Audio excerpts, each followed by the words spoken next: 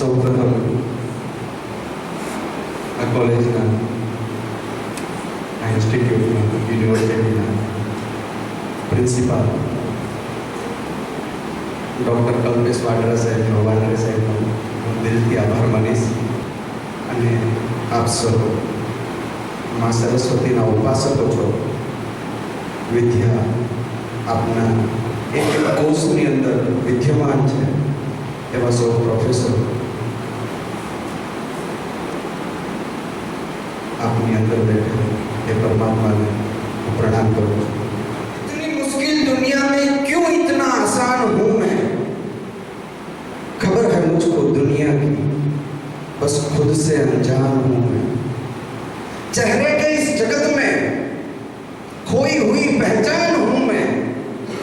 गीता हूँ, कुरान हूँ, मुझको पढ़ इंसान हूँ मैं. इतनी मुश्किल दुनिया में क्यों इतना आसान हूँ मैं? पूरी दुनिया की खबर है मुझे, पूरा इतिहास.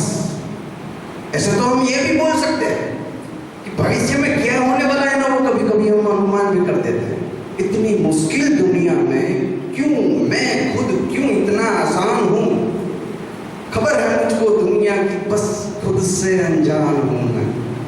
पहला जो मुझे काम करना है वो ये है, आज मैं आपको उस इंसान की पहचान करवाने आया हूँ जो आपके समूचे जीवन को बदल सकता है. सर, हमारा जीवन तो ऐसे ही बदला हुआ है, मगर जो चैलेंजेस अभी आप ले रहे हैं, जो मुसीबतों का सामना आप कर रहे हैं, जिस क्षेत्र में आप सफल होना चाहते हैं, आपकी हर जरूरतों को वो इंसान पूरी कर सकता है. आपके सपनों को साकार कर सकता है, आपको सफलता के शिखर तक पहुंचा सकता है, आपको समृद्ध बना सकता है. उस इंसान के बारे में मैं आज थोड़ी सी बात करने जा रहा हूँ. यदि इस इंसान के साथ आपने दोस्ती कर ली, इस इंसान के साथ आपने संबंध बना लिए, इस इंसान के साथ यदि आपने प्यार कर लिया, तो समझ लीजिए कि ये सारा का सारा खेल हो सकता है. नेक्स्ट, क्या आप जानते हो उस इंसान को?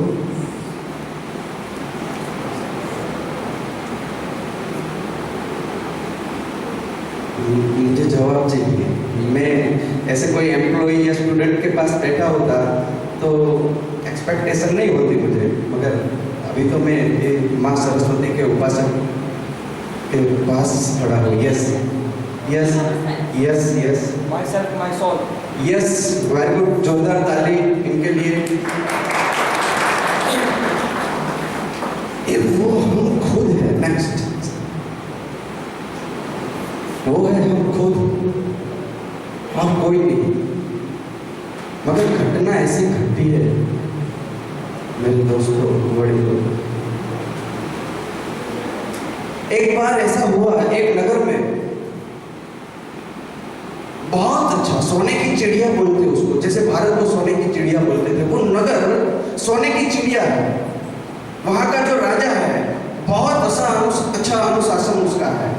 पूरा जो नगर है उसको आप बोल सकते हैं कि सुख शांति और समृद्धि से भरपूर है. सभी लोग बहुत खुशहाल सुखी है, एक दूसरे के लिए बहुत प्यार है, उनको आदर है, ग्रेटिट्यूड है. ऐसा एक नगर. मगर बीच में ऐसा हुआ कि उस नगर में एक साल बारिश नहीं आई, दुष्काल हो गया. और दुष्काल हो जाने के बाद एक साल तक चले उतना तो अन्न था, पानी भी हो गया, जैसे तैसे करके एक साल निकाल दिया.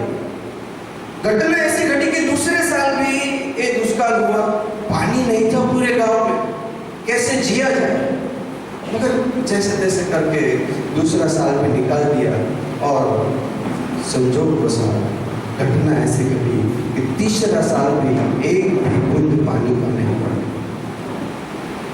लोग पानी से तड़प रहे थे. गांव में सिर्फ 2 ही कुएं बचे थे जिसमें पानी था, मगर जो एक कुआं था उसमें जो पानी था उस पानी को पीने के लिए प्रतिबंध लगा दिया गया था। और उसका कारण ये था कि जो भी आदमी उस कुएं के भीतर से पानी पिएगा वो आदमी पागल हो जाएगा, बेहोश हो जाएगा। और बेहोशी का मतलब आप लोग मेरा समझ लीजिए, बेहोश यानी वो जो सो गया और बेहोश, उसको कोई कुछ नहीं पता है, ऐसा आदमी की मैं बात नहीं कर रहा हूँ। बेहोशी का मतलब मैं ये कर रहा हूँ, सोए हुए इंसान की बात मैं ऐसे कर रहा हूँ कि वो ऐसे आपको हमको लगता है कि वो आदमी जिंदा है, हमारे साथ बात भी करता है, मगर पूरा बेहोश है, पागल जैसा है, पागल जैसा उसका व्यवहार है। उसको आप बोलोगे कि तू ऐसा ऐसा कर दे, तो वो 2-3 मिनट सोचेगा करूँ कि ना करूँ, क्या करूँ। उसको हमें ऐसा लगेगा कि वो क्या सोच रहा है, क्यों मुझे वो काम करने से इनकार कर रहा है। यानी वो जाएगा भी तो 5 मिनट के बाद जाएगा, यानी उसको पता ही नहीं है कि कैसे करना है, क्या करना है। ऐसा है पागल हो, ये जो पानी पी लेगा वो पूरा पागल हो जाएगा, बेहोश हो जाएगा, खुद का पता नहीं रहेगा उसको, और कोई चारा नहीं था पानी के लिए। गांव के लोगों ने वहां से पानी पीना चालू किया। दूसरा एक कुआं था राजमहल के भीतर, वहां सिर्फ राजा महाराजा मंत्री और उनका परिवार पानी पीता था। तो जिन लोगों ने गांव में से जिन लोगों ने ये जो गांव का जो कुआं था उसमें से पानी पिया, वो पूरे के पूरे पागल हो गए। और जो लोग राजमहल का पानी पी रहे थे वो एकदम फिट थे, होश और हवास में थे। और घटना ये घटती है, पागलों की नगरी में जगा हुआ इंसान बहुत ज्यादा देर तक टिकता नहीं है। लोगों का पागलपन बढ़ने लगा, अब राजा पर हमले होने लगे। ये राजा झूठा है, ये राजा पागल है, हमारे कल्याण के लिए नहीं सोच रहा है, हमें बर्बाद कर देगा ये राजा। और राजा को मारने का प्लानिंग हो गया। ये पागल हो गए साहब, पागल हो गए। ये जो लोग थे उन्होंने पूरा प्लानिंग कर दिया। घटना बिल्कुल अलग थी। पागल तो ये लोग थे, राजा अकेला ऐसा आदमी था कि जो होशो हवास में था। मीटिंग बुलवाई तुरंत राजा ने और नगरी में बिठा के उनके साथ बात की, क्या किया जाए, ये लोग मार डालेंगे। और मैं आपको सबको बता दूं, आपको शायद पता ही होगा कि जितने लोग इस जगह में, इस दुनिया में जागे ना, उनको मार दिया गया है। अब देख लेते, जितने लोग जागे, जीसस को सूली पे लटका दिया गया, कृष्ण को भी जिंदा मारने के लिए बहुत सारे प्रयत्न हो चुके थे। बुद्ध और महावीर की कहानियां हमें मालूम है, कितने लोगों ने सताया है उनको। गांधी जी को गोली से मार दिया गया। जितने लोग जागे उनको मारने का प्लानिंग ये पागल लोग कर ही देते हैं। ये राजा को भी मारने का प्लानिंग हो गया, मगर राजा ने मीटिंग बुला ली, क्या किया जाए। मंत्री बहुत होशियार था, उसने बोला साहब महाराज एक ही उपाय है इसका, यदि ये उपाय आप कर लेते हैं तो बच जाएंगे। महाराज ने बोला बताइए क्या करना है। जहां से वो लोग पानी पी रहे ना, वहां से पानी पी लीजिए, तब बच सकते हैं, वरना नहीं बच सकते। और वो राजा ने वो किया, वहां से पानी पिया, पागल हुआ, तब वो जिंदा रह सका। तब से लेके आज तक ये राजा बेहोश है। बहुत सारे ऋषि मुनि अवतार हो चुके, उन्होंने और भी कुआं बताया कि यहाँ से पानी पी ले तो होश में आ जाएगा, तेरा पागलपन दूर हो जाएगा। तो जो बताता है ना, जो दिखाता है ना, उसको हम मार देते हैं। और करीब करीब हम सब ये अवस्था है। तो आज के दिन का ये जो प्रोग्राम है, हो सकता है यहाँ बैठे हुए सभी लोगों के लिए, क्योंकि आप माँ सरस्वती के उपासक हैं, आज मैं माँ भगवती को भी प्रार्थना करता हूँ कि जो टॉपिक, जो कंटेंट है, जिस दवा के साथ मैं यहाँ पर आया हूँ, वो आपके भीतर काम कर जाएगा। नेक्स्ट, हमारे भीतर ब्रह्मांड की समस्त शक्तियों का होशपूर्ण इस्तेमाल करने की चेतना है। ये जो पूरा ब्रह्मांड है वो जिस चीज से बना है, हमारा जो अस्तित्व है वो जिस चीज से बना है, यदि इसको पहचान लिया जाए तो बहुत सारे काम हो सकते हैं, बहुत सारे। एक मैं दूसरी भी बात आपको बोल दूं, मेरा क्वेश्चन आंसर का भी सेशन रहेगा।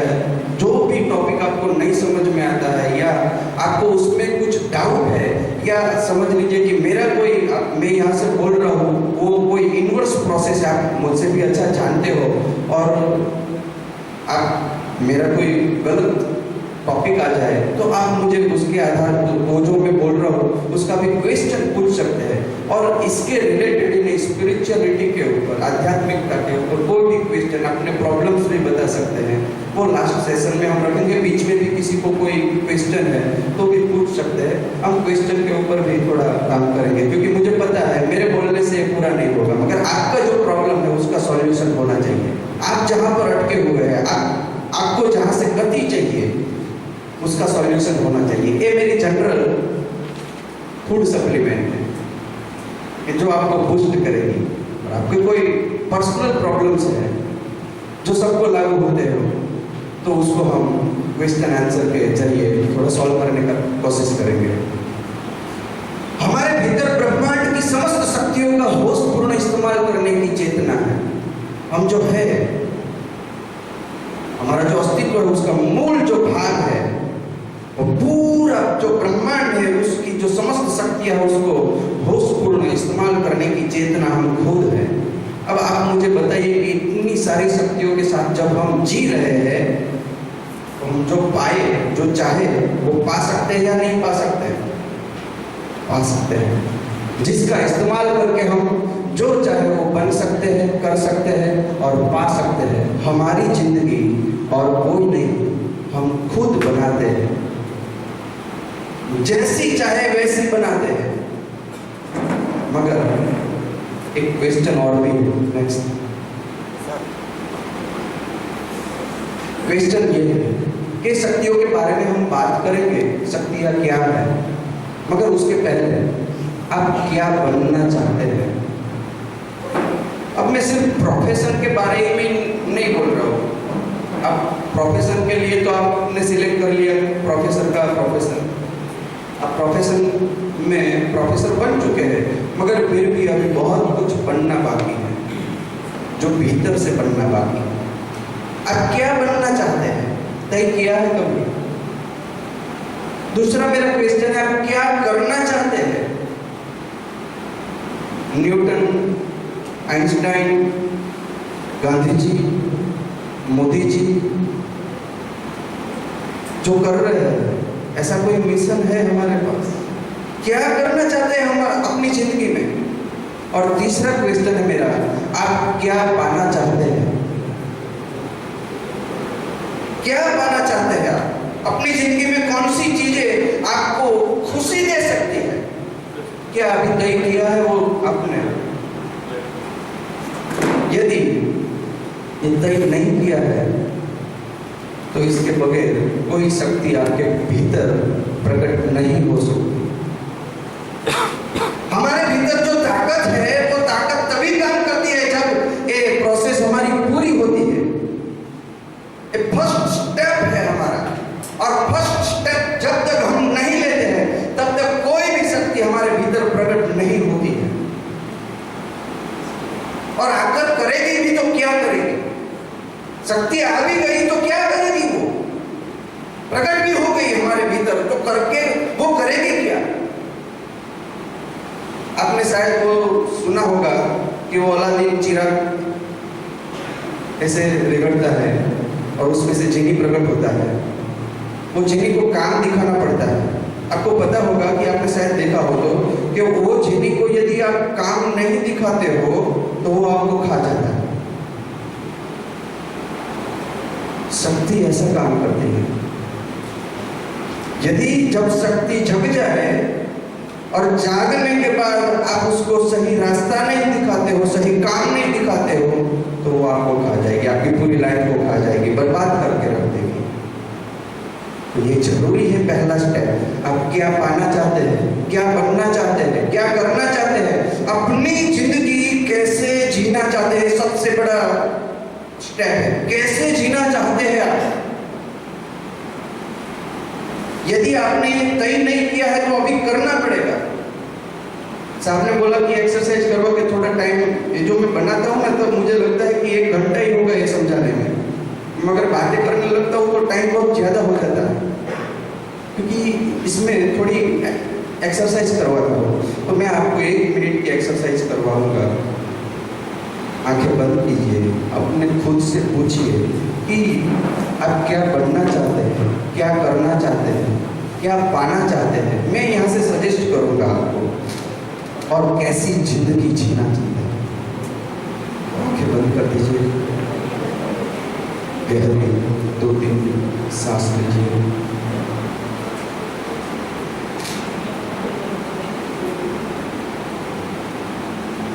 अपने आप से पूछना है, मैं क्या बनना चाहता हूँ।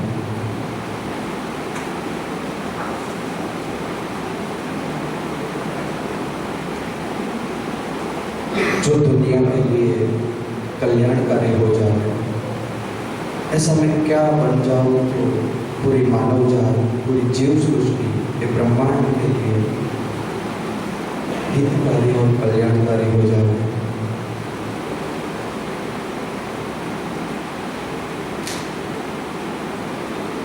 तय कीजिए,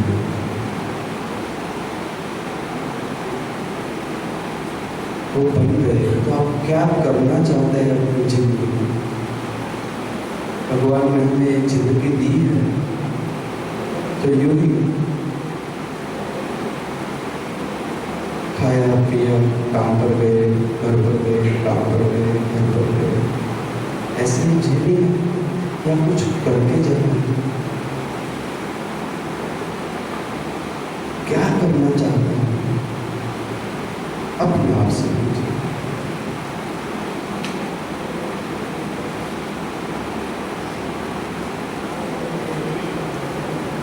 क्या पाना चाहते हैं? जो भी भौतिक वस्तुएं हैं, जितनी भी इस जगह में, इस जगत में सुविधाएं दी गई है, वो हमारे लिए ही है। इसमें से कौन सी चीज आपको पसंद है? गाड़ी, घर, कौन सी चीज पसंद है?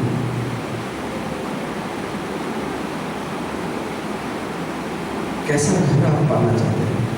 कैसा घर बनाना चाहते हैं? कैसी गाड़ी चाहिए आपको? और क्या क्या फैसिलिटीज चाहिए आपको? जो भी पाना चाहते हैं एक बार तय कर लीजिए। आप अपनी जिंदगी कैसे जीना चाहते हैं? अपने परिवार में, अपनी हेल्थ कैसे जीना चाहते हैं? कैसी एनर्जी के साथ आप काम करना चाहते हैं? काम भी करें तो कैसे काम करना चाहते हैं? कैसा काम करना चाहते हैं?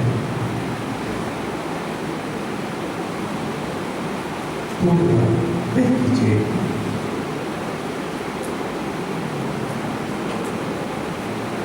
अपनी आंखें खोलिए। जो तय किया है अपने साथ, जब आंखें बंद करके तय करते हैं ना, तो वो देख लेता है कि तब हम नहीं देखते, वो देखता है। और वो और मैं अलग अलग नहीं है। थोड़ा कंफ्यूजन होगा मैं जो बोल रहा हूँ, क्योंकि जो मैं बोल रहा हूँ वो किसी बाहर की दुनिया के साथ बात नहीं कर रहा हूँ। अभी ऐसा लग रहा है कि मैं और आप अलग अलग हैं, मगर मैं तो मेरे भीतर ही बात कर रहा हूँ, ऐसा मुझे आज लग रहा है। क्यों? क्योंकि मैं जिस चीज के साथ अभी बात कर रहा हूँ वो और कोई नहीं, मैं खुद। अभी थोड़ी देर के बाद आपको भी वो पता चलेगा। धीरे धीरे आप मुझ में और मैं आप में कन्वर्ट हो जाएंगे। देखते हैं आगे आगे। मगर मैं फिर भी एक थोड़ी थोड़ी सी पहचान करवा दो अपने आप की। ये जो हिस्सा है ना जो दिखाई दे रहा है यहाँ पर, मुझे दिखाई दे रहा है यहाँ पर शरीर, ये जो वास्तविक जगत, ये एक जगत है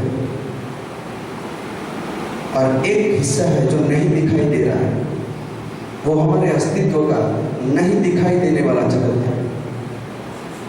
अब जो दिखाई देता है और जो नहीं दिखाई देता है, वो नहीं दिखाई देता है उसका दिखाई देने वाला हिस्सा है।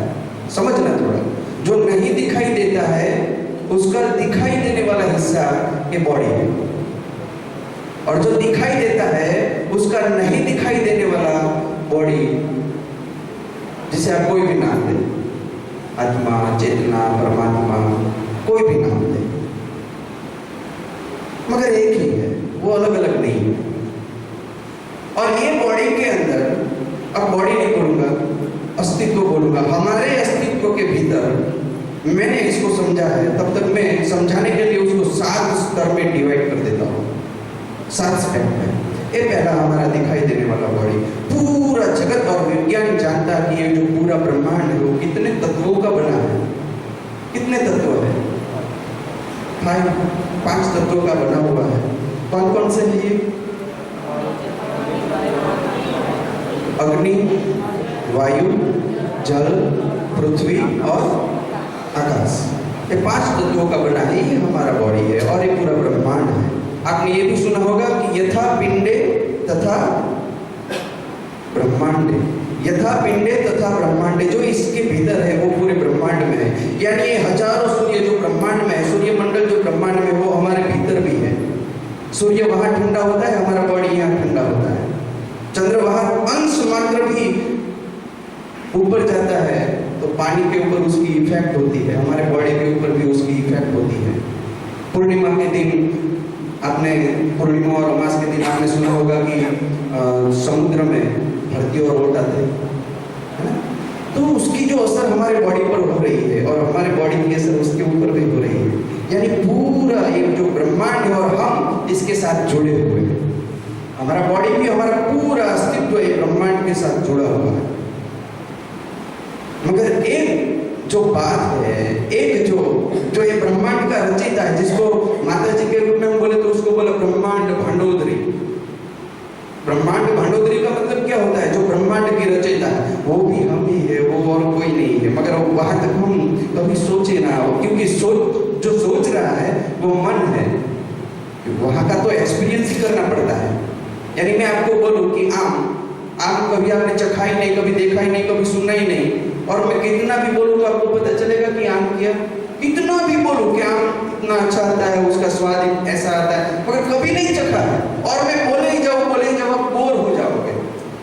ये क्या बकवास कर रहा है? किस चीज के बारे में बोल रहा हूँ? अभी मैं इस चीज के बारे में बोल रहा हूँ जो कभी अनुभव में नहीं आया, मगर आज मैं आपको थोड़ा थोड़ा तो मैं करवा के जाऊंगा। थोड़ी प्रैक्टिस कर जाकर मैं बोलूँ, ऐसे करेंगे तो पूरा अनुभव हो सकता है बॉडी। उसके बाद जो हम एहसास कर रहे हैं, मैं बोलूँ ज्ञानेंद्रिय,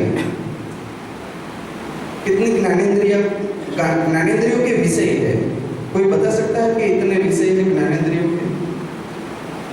शब्द जो मैं बोल रहा हूँ, सुन रहा हूँ, तो उसकी ज्ञानेंद्रियों के विषय है, वो भौतिक नहीं है, मगर हमारी पकड़ में आ जाते हैं क्योंकि हम मन से जी रहे हैं। ज्ञानेंद्रियों से नहीं जी रहे हैं, मन से जी रहे हैं, और मन उसके पर है। बॉडी के पर है एक ज्ञानेंद्रिय, और ज्ञानेंद्रियों के पर है मन। तो ये जो ज्ञानेंद्रिय है, शब्द, स्पर्श का एहसास होता है हमको, रूप दिखाई पड़ता है, सब रस स्वाद लेते हैं हम, और गंध सुगंध लेते हैं। ये 5 है, शब्द, स्पर्श, रूप, रस और गंध। उसके ऊपर है हमारा मन, जादुई शक्तियां दिखाता है, अद्भुत, उसके जैसा पावरफुल और कुछ हो ही नहीं सकता, मैं ये बोल सकता हूँ। मगर हम मन का जो हिस्सा यूज कर रहे हैं, जो इस्तेमाल कर रहे हैं, वो सिर्फ 1% बोलना भी थोड़ा ज्यादा हो जाएगा साहब। कितना कर रहे हैं वो? अब मन के स्तर ढूंढ निकाले साइकोलॉजिस्टों ने। एक जो मन है, जो हम जागने के बाद काम में लगाते हैं, वो हमारा जागृत मन है। और एक मन है जो 24 घंटे काम कर रहा है, 24 घंटे। और हम मन हैं, इसके आधार पर हमें नाम दिया गया मनुष्य, मानव। हम मन है। अभी हम जब जी रहे हैं, अभी जिस हालत में है, तब तो हम मन है। मगर मैं थोड़ा उसके आगे ले जाने की बात कर रहा हूँ। जो हमारा अंतर्मन है ना, उसके आधार पर हमारी ये सारी क्रियाएं हो रही है। कौन सी क्रियाएं हो रही है?